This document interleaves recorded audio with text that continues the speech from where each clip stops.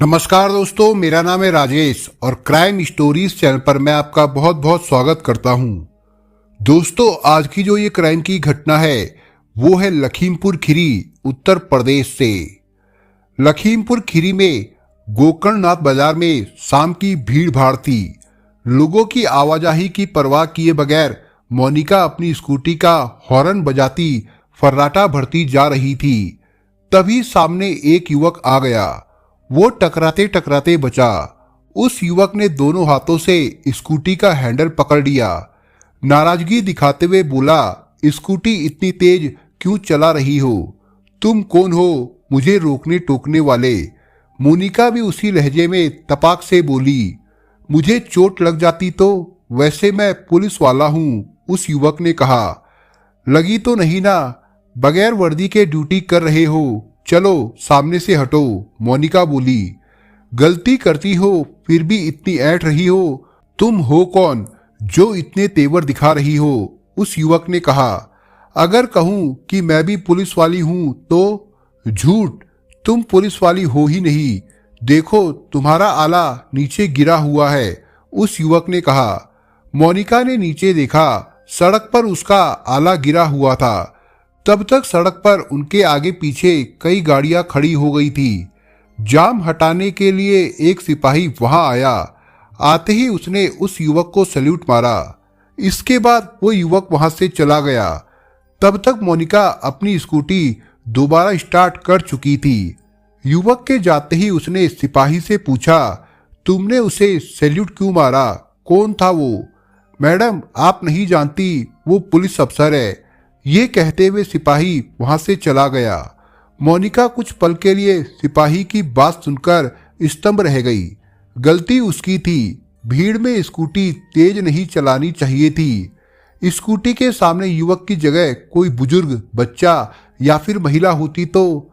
ये सोचकर वो सिहर गई। उसे एक अच्छी डॉक्टर बनना है। उसके प्रोफेशन के लिए तेज स्कूटी दौड़ाना या बगैर आगे पीछे सोचे समझे स्टूडेंट वाला तेवर दिखाना ठीक नहीं है। मोनिका ऐसे ही कुछ सोच विचार में बाजार के भीड़ भाड़ वाले इलाके से बाहर निकल आई थी। सड़क पर उसे वही युवक बाइक पर सामने जाता दिखा। उसने सोचा चलकर अपनी गलती के लिए उसे सॉरी बोल दे और फिर उसने स्कूटी की रफ्तार बढ़ा दी। कुछ मिनटों में ही वो उसकी बाइक के पीछे थी। हॉर्न बजाया। बाइक पर सवार युवक ने साइड मिरर में मोनिका को देख लिया था। उसने बाइक रोक दी।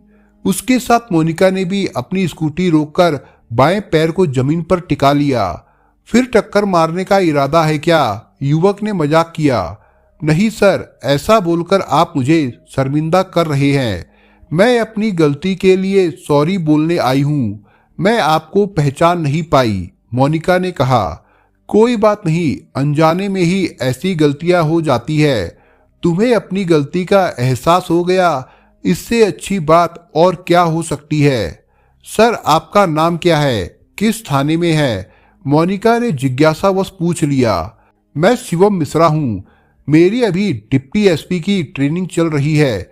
सुल्तानपुर जिले की पुलिस लाइन में हूँ। और आप किस अस्पताल में डॉक्टर है? उस युवक ने पूछा। सर, मैं अभी मेडिकल स्टूडेंट हूँ। लखनऊ के प्रबुद्ध मेडिकल कॉलेज में बीएमएस थर्ड ईयर पूरा होने वाला है। अगले साल अप्रैल में इंटर्नशिप शुरू हो जाएगा, लेकिन कोरोना की वजह से अभी से ही सीनियर को असिस्ट करने के लिए ड्यूटी पर लगा दिया गया है, मोनिका ने कहा।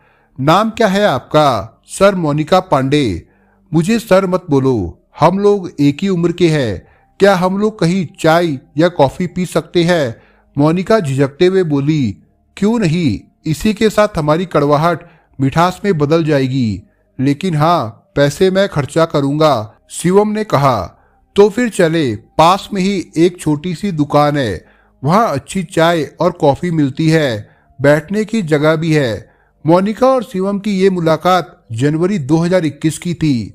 उस रोज दोनों ने कॉफी पीते हुए कुछ मुश्किल से 15-20 मिनट ही साथ गुजारे होंगे, लेकिन इस बीच उन्होंने काफी बातें की। उन्होंने अपने अपने प्रोफेशन से लेकर देश दुनिया तक की बातें की। एक दूसरे के प्रति लगाव महसूस किया। विदा होने से पहले एक दूसरे का मोबाइल नंबर भी एक्सचेंज कर लिया। उसके बाद मोनिका और शिवम कई बार मिले, कभी कॉफी पीने के लिए तो कभी लंच और डिनर के टेबल पर। इस बीच वे एक दूसरे के काफी करीब आ चुके थे क्योंकि उनके विचार मिल गए थे। सहयोग कहे या दोनों का सौभाग्य कि दोनों सजातीय ब्राह्मण परिवार भी थे। एक साल तेजी से निकल गया। दिसंबर 2021 आते आते मोनिका ने महसूस किया कि शिवम ही उसका जीवन साथी बनने लायक है। कुछ इसी तरह की भावना शिवम की भी बन गई थी। एक दिन दोनों ने अपने अपने दिल की बात जाहिर भी कर दी। शिवम मिश्रा उत्तर प्रदेश में प्रयागराज के रहने वाले थे, जबकि मोनिका पांडे लखीमपुर खीरी गोला गोकर्णनाथ की रहने वाली थी। उसके परिवार में माँ और भाई है। भाई अभिषेक पांडे शादीशुदा है, जबकि पिता राकेश पांडे के बारे में कई तरह की संदिग्ध बातें हैं। कोई कहता है कि वे जीवित नहीं है तो कोई कहता है कि वो किसी दूसरे शहर में रह रहे हैं। दरअसल राकेश पांडे फार्मासिस्ट थे और वे 2016 से रहस्यमय ढंग से लापता हो गए। मोनिका की मां राकेश पांडे की दूसरी पत्नी है, वो एनम है। परिवार में 3 बच्चे हैं, 2 बेटियां अंजलि और मोनिका और बेटा अभिषेक। अंजलि राकेश पांडे की पहली पत्नी की बेटी है, जिसकी शादी बाराबंकी में हुई है। राकेश पांडे के बारे में पास पड़ोस और उनके दोस्तों का कहना है कि वो हद से ज्यादा शराब पीते थे। साल 2016 में अचानक गायब हो गए। 6 साल से उनका कुछ पता नहीं चल पाया है। साल 2018 में उनके बेटे अभिषेक ने अपने फेसबुक पेज पर पिता की फोटो डालकर तलाश करने की कोशिश की थी। उसने एक मैसेज लिखा था, ये मेरे पापा है, कुछ टाइम से मिसिंग है, प्लीज शेयर इट। जिसको भी पता चले वो इस नंबर पर कॉल करके इन्फॉर्म कर दे।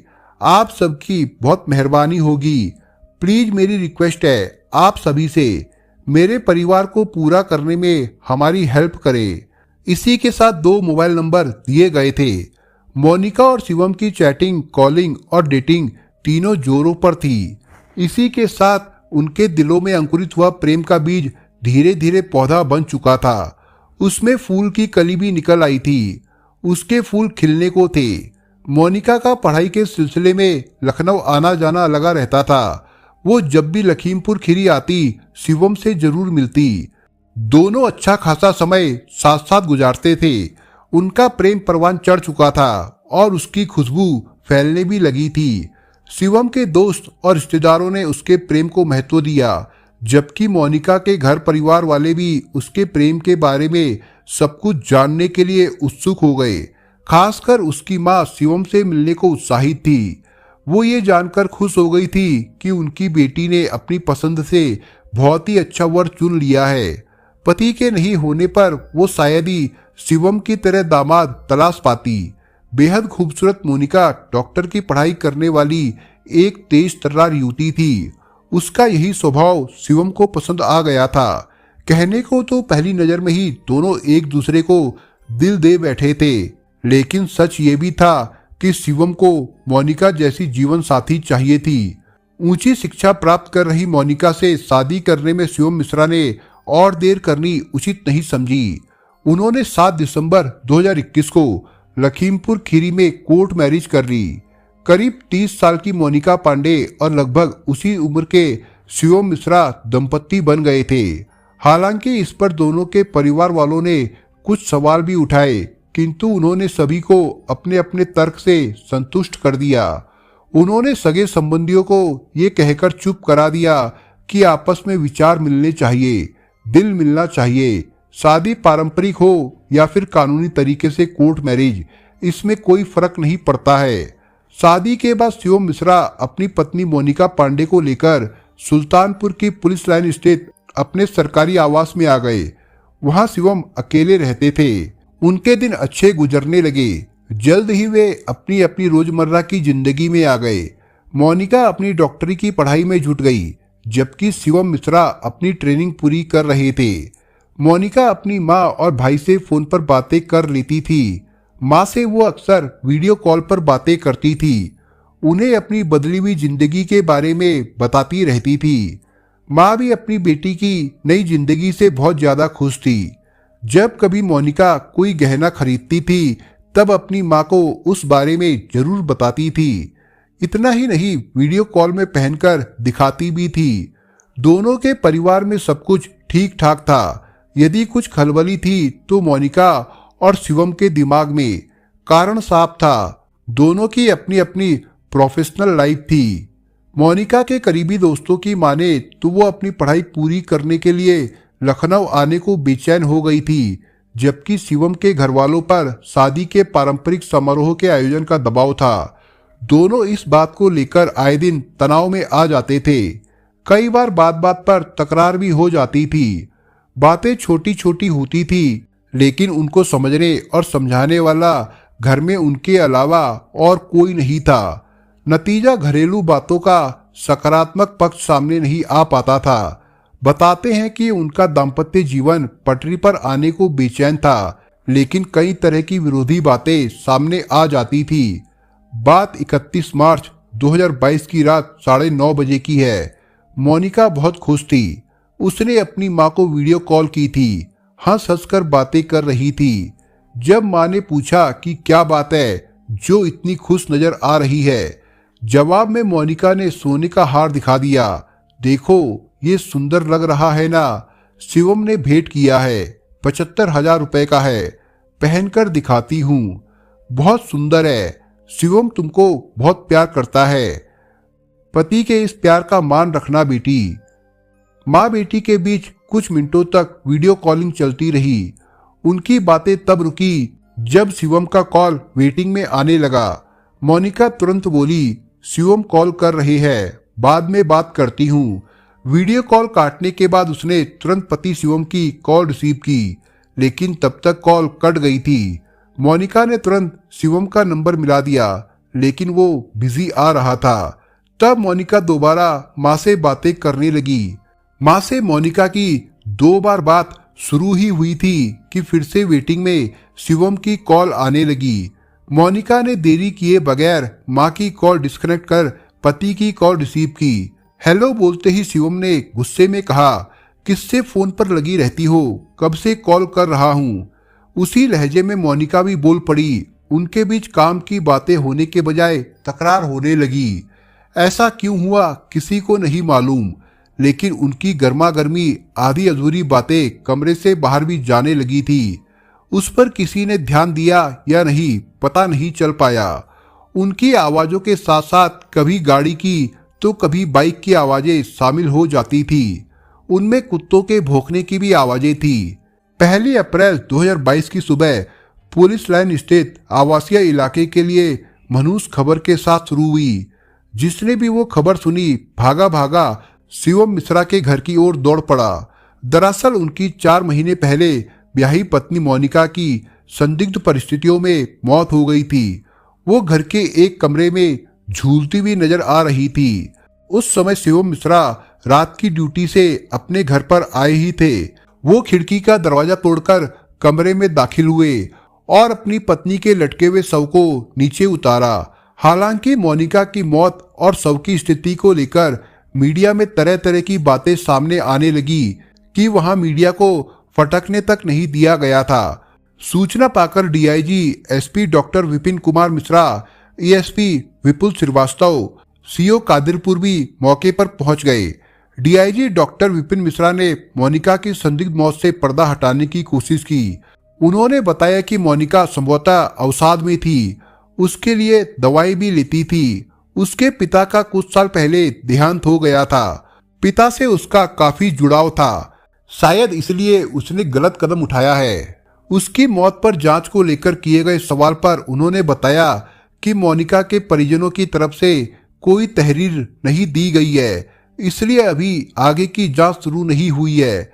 मीडिया कर्मियों ने अपने स्तर से मोनिका और शिवम के प्रेम संबंध और 125 दिन की विवाहित जिंदगी के बारे में पता लगाया। मालूम हुआ कि शिवम पहले से शादीशुदा है। उनकी पहली पत्नी प्रयागराज में उनके पैतृक घर पर रहती है। मोनिका से दूसरी शादी थी जो घर वालों से छिपाकर की गई थी। इस वजह से उनकी कोर्ट मैरिज हुई थी और उस मौके पर शिवम के परिवार का कोई सदस्य वहां पर मौजूद नहीं था। शायद इसे लेकर मोनिका और शिवम के बीच तनाव बना रहता था। मोनिका को भी इसकी जानकारी शादी के बाद हुई थी। हालांकि मोनिका की मां ने बाद में इन तमाम बातों को अफवाह और बेबुनियाद बताया।